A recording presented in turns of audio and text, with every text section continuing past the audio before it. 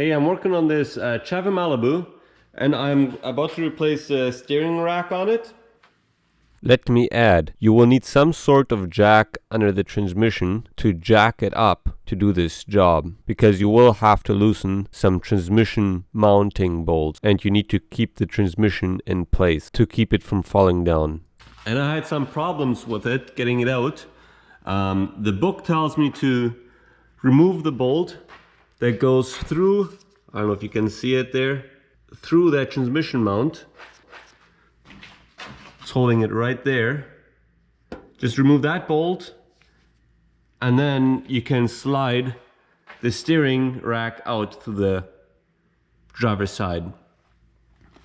Now for me, this little thing here was in the way. I couldn't get it out of there. So what I ended up doing is there's 3 bolts holding this bracket. There's one here, and then one up in there. You can maybe see it better from here. There's one there. I loosened these 2 bolts, this one, and then that one I took them completely out. And then this one is just loose, so I could rotate this thing out of the way, and now I should have lots of room to get the steering rack out. So this is just a quick video, just a quick tip. In case you have a problem getting your steering rack out, this should help you, I hope. So now I got the new rack in here, and I thought I will just show you the bolt that goes up through that mount. It's, if you look in through this side, you can see it's right there.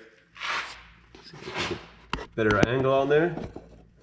But it's this bolt right here that you have to remove as well to be able to twist this bracket right here that holds this finger, which you can then move out of the way to push out your steering rack. I hope that helps.